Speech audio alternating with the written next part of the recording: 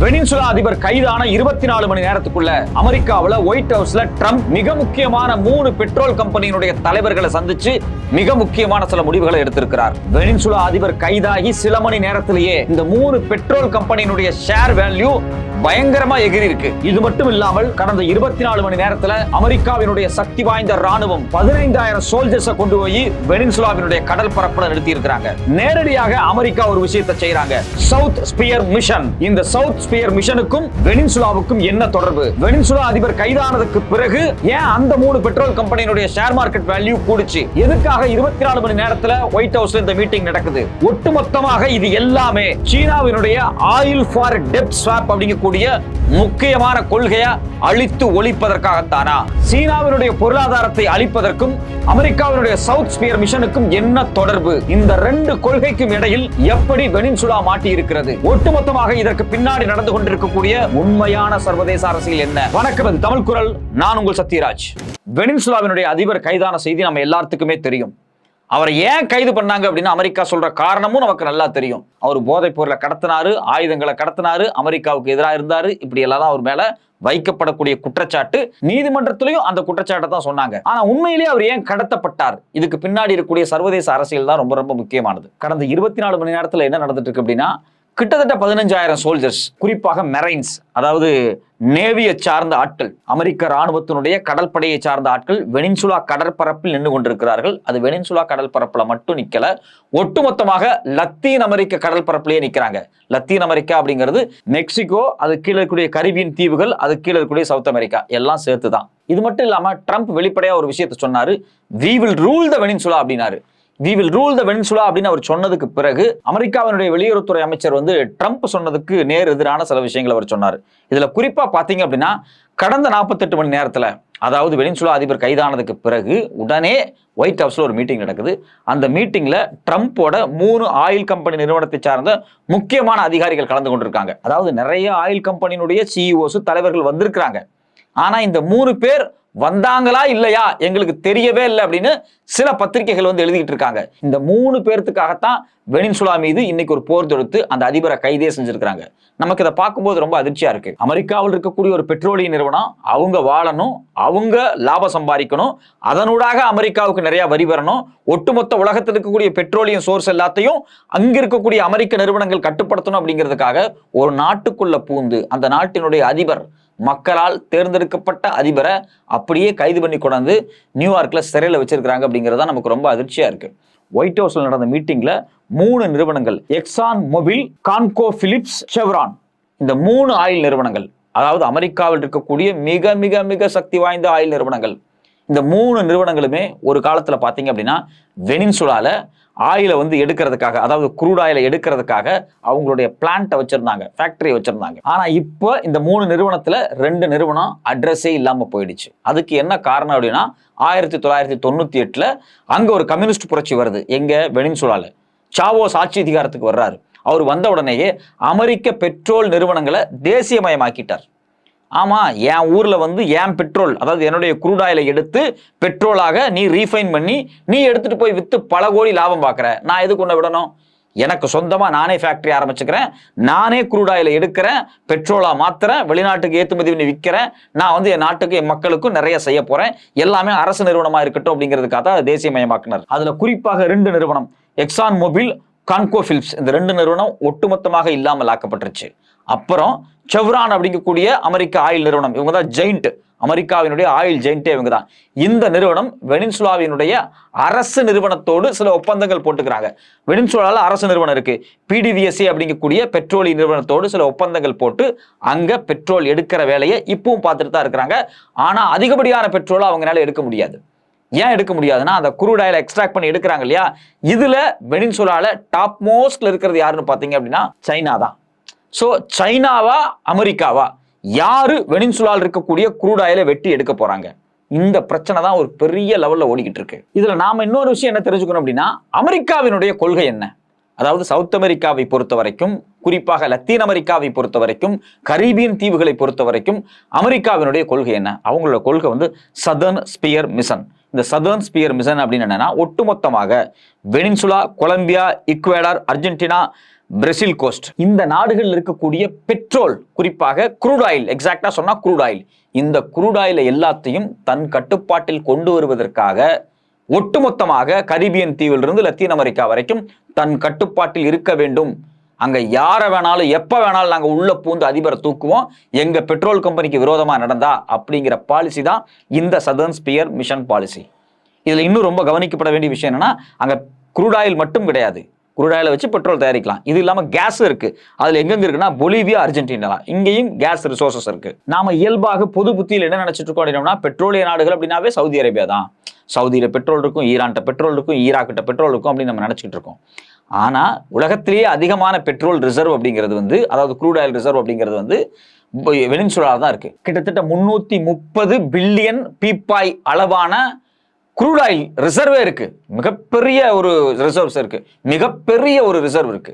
அந்த ரிசர்வை எப்படி கையகப்படுத்துறது, யார் கையகப்படுத்துறது?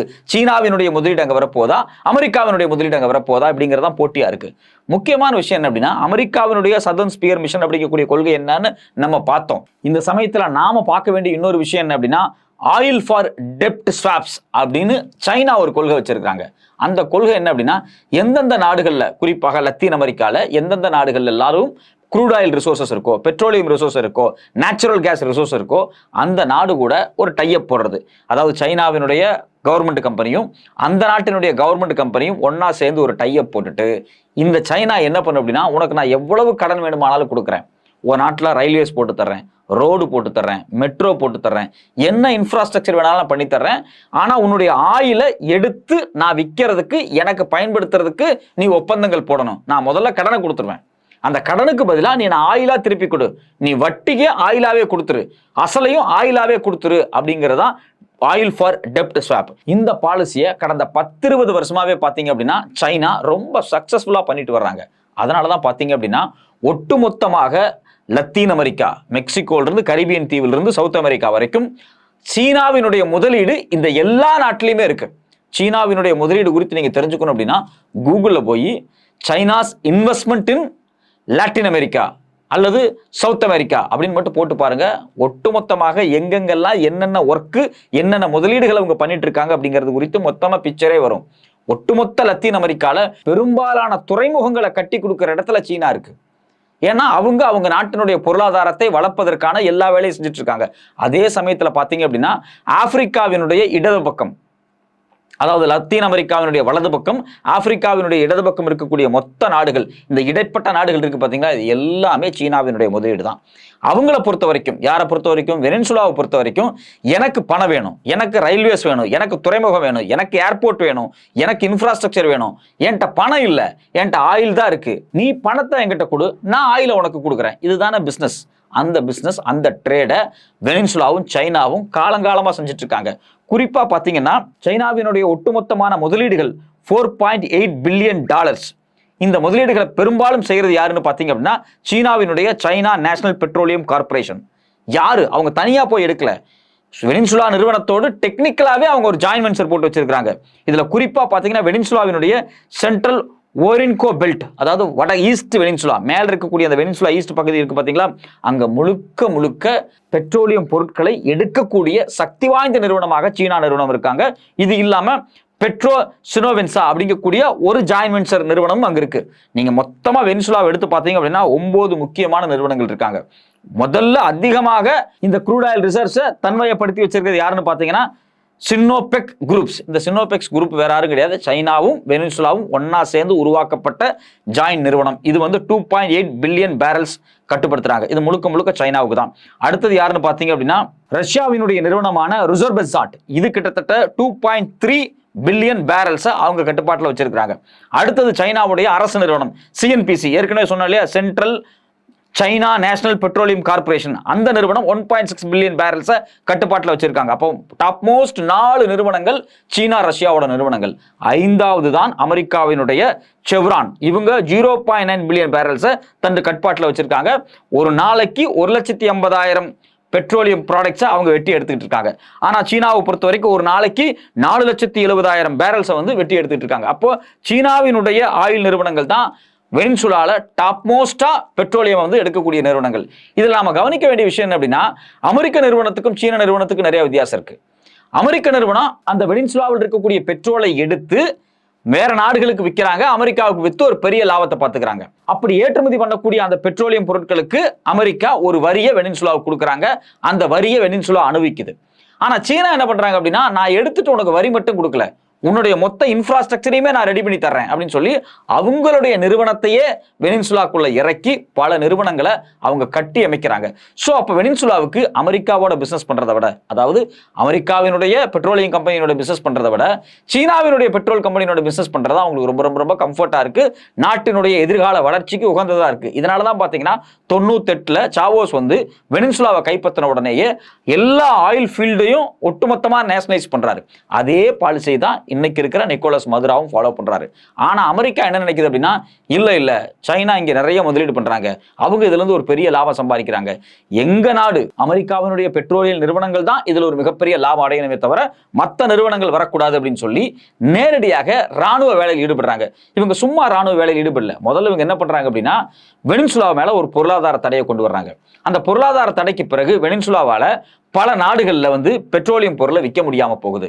அதையும் தாண்டி வெனிசுலாவுக்கு ஏதாவது நிறுவனங்களோ ஏதாவது நாடுகளோ கப்பலை அனுப்பிச்சு குரூட் ஆயிலை எடுத்துட்டு சர்வதேச கடல் பரப்புல போக நினைச்சா அமெரிக்கா என்ன பண்றாங்க அப்படின்னா அந்த கப்பல்களை உடைச்சு சுக்குநூறு ஆக்குறாங்க. ஸோ அப்போ இதுல இருந்து நம்ம என்ன தெரிஞ்சுக்கணும் அப்படின்னா, வெனிசுலா என் கூட நீ பிசினஸ் பண்ணல அப்படின்னா உலகத்தில் நான் எவன் கூட பிசினஸ் பண்ண விட மாட்டேன். முதல்ல உனக்கு உங்க நாட்டு மக்கள்கிட்ட இருந்தே ஒரு எதிர்ப்பு உருவாக்கணும். அது எப்படி உருவாக்குறது? இந்த நாட்டை முதல்ல வறுமையில போடணும். இந்த நாட்டினுடைய பெட்ரோலிய நிறுவனங்கள் தப்பா இருக்கு, உற்பத்தி குறைவா இருக்கு, இவங்களால ப்ரொடக்ஷன் பண்ண முடியல, இந்த நாடு தவறான நாடு, ஏன்னா இந்த நாட்டை ஆட்சி பண்ணிட்டு இருக்கக்கூடிய கம்யூனிஸ்ட் அரசாங்கம் தவறானது அப்படின்னு சொந்த மக்கள்கிட்ட ஒரு ஒப்பீனியனை முதல்ல ஏற்படுத்தணும். அதை ஏற்படுத்துறதுக்காக தான் இவங்க என்ன பண்றாங்க அப்படின்னா, இந்த தடையை கொண்டு வருது அமெரிக்கா. முதல்ல தடையை கொண்டு வந்து பெட்ரோலியம் ஏற்றுமதி இறக்குமதி பண்ண விடாம பண்ணி, அந்த நாட்டுக்கு சொந்தமா வருமானமே இல்லாம பண்ணி, அந்த நாட்டில் பஞ்சம் பட்டினி அதிக பண்ணி, அந்த நாட்டில் இருக்கக்கூடிய 80 லட்சத்துக்கும் அதிகமானவர்கள் கடந்த 10 ஆண்டுல அகதிகளாக வெளியே போயிருக்கிறாங்க. அதுக்கு என்ன காரணம் அப்படின்னா, போதிய பொருளாதார வளர்ச்சியை ஏற்படுத்த முடியாமல் போனதுக்கு காரணம். அவங்க ஒரு கம்யூனிஸ்ட் அரசாங்கமா இருந்தாலும் வெனிசுலா வேற நாடுகளோடு வர்த்தக உறவை கட்டுப்படுத்தும் போது அவங்க பொருளாதாரத்துல மேம்பட்டு போய் நிற்க முடியாத நெருக்கடி அவங்களுக்கு ஏற்படுது. இந்த நெருக்கடி சாதாரணமா ஏற்படல. அமெரிக்கா அவங்களுடைய பெட்ரோலிய நிறுவனத்துக்கு இந்த டெண்டர் கொடுக்கப்படலை அப்படிங்கிறதுக்காக கொடுக்கப்பட்ட ஒரு நெருக்கடி. இந்த நெருக்கடியில தான் நிக்கோலஸ் மதுரோவினுடைய அரசாங்கம் தத்தளித்து கொண்டிருந்தது 4-5 வருஷமாகவே. இருந்தாலும் நிக்கோலஸ் மதுரோ அந்த அரசாங்கத்தை அவரால் எந்த அளவுக்கு முடியுமோ அந்த அளவுக்கு சிறப்பாக நடத்தி கொண்டுதான் இருந்தார். 3வது முறையாக அவர் தேர்தலில் வெற்றி பெற்று வர்றாரு. அப்பவும் அமெரிக்கா சொல்றாங்க, இல்ல நீங்க வந்து உங்க பெட்ரோலியம் கம்பெனிஸ் எல்லாத்தையும் நீங்க வந்து சீனாவினுடைய பெட்ரோலியம் கம்பெனிக்கு பதிலாக எல்லா உரிமையும் எங்க பெட்ரோலிய கம்பெனிக்கு கொடுக்கணும். குறிப்பாக அவங்க சொல்லக்கூடிய அந்த 3 நிறுவனங்கள், எந்தெந்த நிறுவனங்கள் அப்படின்னா எக்ஸான் மொபில், கான்கோ பிலிப்ஸ், செவ்ரான். ஏன்னா இந்த 3 நிறுவனங்கள் தான் சாவோஸுக்கு முன்னாடி வெனிசுலால வந்து உங்களுடைய க்ரூட் ஆயில் எடுக்கிறதுக்கான எல்லா டெக்னாலஜியும் நாங்க கொண்டு வந்தோம் அப்படின்னு சொல்லி அடிச்சு பேசுறாங்க. இதுல குறிப்பா என்ன சொல்றாங்க அப்படின்னா, இந்த க்ரூட் ஆயிலை மாத்துறதுக்கு, பெட்ரோலா மாத்துறதுக்கு நிறைய டைல்யூட் பண்றதுக்கான கெமிக்கல்ஸ் தேவைப்படுது. இந்த கெமிக்கல்ஸை வெனிசுலானால உற்பத்தி பண்ண முடியாது. வெனிசுலா வேற நாடுகள் இருந்து தான் இந்த டைலூட்டட் ஏஜென்ட்ஸ் இருக்கு பாத்தீங்களா, இதை வாங்கி ஆகணும். இதை வாங்கி தான் அவங்க க்ரூட் ஆயிலை பெட்ரோலா மாற்றணும். ஸோ அப்போ இந்த சூழ்நிலையில அமெரிக்கா தடை பண்ணிடுது. எந்த நாடுமே இந்த டைலூட்டட் கெமிக்கல்ஸ் இருக்கு பாத்தீங்களா, இந்த கெமிக்கல்ஸை வந்து வெனிசுலாவுக்கு வந்து விற்கிறதுக்கு அல்லது வந்து ஏற்றுமதி பண்றதுக்கு ஒரு மிகப்பெரிய நெருக்கடியும் தடையும் உருவாக்குனதுனால அந்த நாட்டினுடைய பெட்ரோலிய உற்பத்தி அப்படிங்கிறது சரிஞ்சு போகுது. ஒரு காலத்துல பாத்தீங்க அப்படின்னா இதே வெனிசுலா 3.5 மில்லியன் பேரல் ஒரு நாளைக்கு வெட்டி எடுத்துக்கிட்டு இருந்தாங்க. ஆனா இப்ப பாத்தீங்க அப்படின்னா வெறும் 1.1 மில்லியன் பேரல்ஸ் பெர் டேக்கு வந்து வெட்டி எடுக்கிறாங்க. அப்போ 3 மடங்கு குறைஞ்சிருச்சு. அப்போ 10-15 வருஷத்துக்கு முன்னாடி, குறிப்பாக 1990களில் 3 மடங்கு எடுத்துக்கிட்டு இருந்தவங்க, 3 மில்லியனுக்கு எடுத்துட்டு இருந்தவங்க இப்ப நியாயப்படி பார்த்தா 10 மில்லியனை தாண்டி போயிருக்கணும். ஆனா 10 மில்லியனை போக முடியல, வெறும் 1 மில்லியன் இருக்காங்க. ஏற்கனவே இருக்கிறத விட குறையறாங்க. இதுக்கு காரணம் என்ன அப்படின்னா இந்த சர்வதேச தடைகள் தான். இந்த சர்வதேச தடையை மையமாக வைத்து அவங்களுடைய பொருளாதாரத்தை ஒரு நசிவான பொருளாதாரமாக மாற்றி மக்களுக்குள் ஒரு வெறுப்பை உருவாக்கி அதனூடாக நிக்கோலஸ் மதுராவை தூக்கி எறிவதற்கான எல்லா வேலையையும் அமெரிக்கா செய்யறாங்க. அமெரிக்கா மாதிரியான நாடுகள் எடுத்த உடனேயே ஒரு நாட்டில் போய் அந்த நாட்டினுடைய அதிபரை தூக்கிட மாட்டாங்க. முதல்ல அந்த நாட்டில் இருக்கக்கூடிய மக்களுக்கும் அந்த நாட்டில் இருக்கக்கூடிய எதிர்கட்சிகளுக்கும் வேற கட்சிகளுக்கும் அந்த தலைவர் குறித்தான ஒரு மிகப்பெரிய அதிருப்தியை உருவாக்குவாங்க. அப்படி உருவாக்கி தான் அவங்க தூக்கி எறிவாங்க. ஒண்ணுமே கிடையாது. இப்போ நிக்கோலஸ் மதுரா வந்து என்னுடைய பெட்ரோலிய வளத்தை அமெரிக்காவை எடுத்துக்கோ, சைனாவை எடுத்துக்கோ, யார் என்ன வேணாலும் எடுத்துக்கோ அப்படின்னு சொல்லியிருந்தா பல்லாயிரம் கோடி பணம் வந்திருக்கும் அவருக்கு.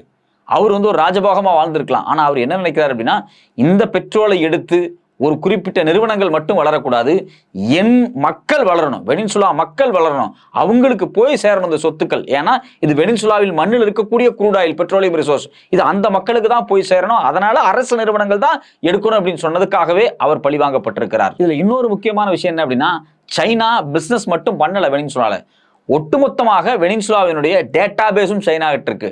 நம்மள ஊர் ஆதார் கார்டு இருக்கு பாத்தீங்களா, அது மாதிரியான சில முக்கியமான நேஷனல் ஐடென்டிட்டி கார்டை ரெடி பண்றதுக்கு எல்லா கம்யூனிகேஷன் டெக்னாலஜியும், எல்லா பயோமெட்ரிக் டெக்னாலஜியும், எல்லா டிஜிட்டல் டெக்னாலஜியும் வெனின்சுலாவுக்கு கொடுத்தது சைனா. சோ அப்போ ஒட்டுமொத்தமாக வெனின்சுலாவினுடைய அனைத்து டெலிகம்யூனிகேஷன், குறிப்பாக சீனாவினுடைய ஹுவாய் டெக்னாலஜியா இருக்கட்டும், ZTE, அதாவது இது வந்து சைனாவினுடைய ஸ்டேட் ஓன்டு கம்பெனி, இந்த ZTE அப்படிங்கிறது, இந்த நிறுவனங்கள் வந்து மொத்தமாகவே கண்ட்ரோல் பண்றாங்க. ஃபாதர்லேண்ட் கார்டு அப்படின்னு அவங்க கொண்டு வர்றாங்க, தந்தையர் நாடு அப்படின்னு சொல்லி ஒரு அடையாள அட்டையை வெனின்சுலா கொண்டு வருது. இது எல்லாத்தையும் தயாரிக்கிறது யாருன்னு பாத்தீங்க அப்படின்னா முழுக்க முழுக்க சைனா தான். அப்ப China database, mobile payment services, அது மட்டும் இல்லாம சர்வைலன்ஸ், இது எல்லாத்தையுமே வெனின்சுலாவுக்கு இவங்க பண்ணி தர்றாங்க. அப்ப வெனின்சுலாங்கிற நாடு அமெரிக்காவை நம்பி இல்லை, அமெரிக்க நிறுவனங்களை நம்பி இல்லை, ஐரோப்பிய நிறுவனங்களை நம்பி இல்லை, ஒட்டுமொத்தமாக சீனாவை நம்பி இருக்கு. ஸோ இப்போ சீனா அவங்களுடைய வர்த்தகத்தை, யாரோட வர்த்தகத்தை, வெனின்சுலா சீனாவுக்கு இடையில கூடிய வர்த்தகத்தை மொத்தமாகவே சீன கரன்சியில் பண்ண ஆரம்பிக்கிறாங்க. அமெரிக்கன் டாலரை உடனே நிறுத்துறாங்க. அமெரிக்கன் டாலரை வெனின்சுலா நிறுத்தினதுனால என்னென்ன நடந்துச்சுன்னு இதுக்கு முன்னாடி நான் ஒரு வீடியோ போட்டேன். அது வெனின்சுலாவுக்கு மட்டும் கிடையாது, ஈராக்கா இருக்கட்டும், சிரியானா இருக்கட்டும், லிபியாவா இருக்கட்டும், எல்லா நாடுகளில் இருக்கக்கூடிய தலைவர்களை ஒட்டுமொத்தமாக காலி செஞ்ச அமெரிக்காவுக்குடைய முக்கியமான நோக்கமே டாலரைஸ் தான், டாலரை இல்லாமல் பண்ணுவது தான். ஸோ இப்போ சைனாவுக்கும் வெனின்சுலாவுக்கும் இருக்கக்கூடிய இந்த உறவால் வெனின்சுலா முழுக்க முழுக்க அவங்களுடைய வர்த்தகத்தை சீன கரன்சியில பண்றாங்க. ஏற்கனவே ரஷ்யா சீன கரன்சியில் தான் பண்றாங்க. இது மட்டும் இல்லாமல் பல நாடுகள் டாலரை நம்பி இல்லாமல் நேரடியாக சீன கரன்சி, ரஷ்ய கரன்சி, யூரோ இதை பயன்படுத்தி வர்த்தகம் பண்றதுனால அமெரிக்காவுக்கு ஒரு மிகப்பெரிய சரிவு ஏற்படுது. அவங்களுடைய டாலர் மதிப்பு குறைவது என்பது ஒட்டுமொத்தமாக அமெரிக்காவினுடைய வருமானம் குறைவது. அமெரிக்காவினுடைய வருமானம் குறையுது அப்படின்னாலே ஒட்டுமொத்தமாக அமெரிக்காவினுடைய ஏகாதிபத்திய மனநிலை இருக்கு பாத்தீங்களா, ஆணவம் இருக்கு பாத்தீங்களா, அந்த ஆணவத்துக்கு ஒவ்வொரு சவுக்கடி விழுகிறது. அதுக்கு முழுக்க முழுக்க டாலரை டாலரைஸ் பண்றதால தான். சோ அப்ப பெட்ரோலியம் கம்பெனி, டாலர், இந்த ரெண்டு தான் அவங்களுடைய முக்கியமான நோக்கம். இதுக்கு பேர் தான் பெட்ரோ டாலர்ஸ் அப்படின்னு சொல்லுவாங்க. இந்த பெட்ரோ டாலரை பாதுகாப்பதற்காக, இந்த பெட்ரோ டாலரை உயர்த்துவதற்காக, ஒட்டுமொத்த நாடுகளையும் தன் கட்டுப்பாட்டில் வைத்திருக்க வேண்டும் என்பதற்காக அமெரிக்கா இந்த வேலையை செய்கிறது. குறிப்பாக தீன் அமெரிக்க நாடுகள் இருக்கக்கூடிய மொத்த பெட்ரோலியம் ரிசோர்ஸும் நமக்கு தான் வரணும், அவங்க நம்ம கம்பெனிகளோட தான் பிசினஸ் பண்ணணும், அதுவும் டாலர்ல தான் பிசினஸ் பண்ணணும் அப்படிங்கிற நோக்கத்திற்காக இந்த வேலையை செஞ்சுட்டு இருக்காங்க. இது ஒரு மிகப்பெரிய ஆபத்து. இது வெனின்சுலாவுக்கு மட்டும் கிடையாது, ஒட்டுமொத்த உலகத்தில் இருக்கக்கூடிய எந்த நாட்டினுடைய தலைவரை வேண்டுமானாலும் எந்த நேரத்தில் வேண்டுமானாலும் நாங்கள் அவர்களை வந்து கடத்தி செல்வோம் என்கின்ற ஆணவத்தோடு அயோக்கியத்தனமான ஒரு விஷயத்தை அமெரிக்கா செய்திருக்கிறது. உலக நாடுகள் இதை ஒரு சாதாரண விடயமாக பார்க்கவில்லை. ஈரான், ரஷ்யா, சைனா போன்ற மிக முக்கியமான நாடுகள் அமெரிக்காவினுடைய இந்த நடவடிக்கை இத்தோடு முடிவு கட்டி சமாதி கட்ட வேண்டும் என்பதற்காக பல மிக மிக முக்கியமான திட்டங்களை நடைமுறைப்படுத்த துவங்கி இருக்கிறார்கள். அது குறித்து அடுத்தடுத்த வீடியோக்களில் நாம் பார்க்கலாம்.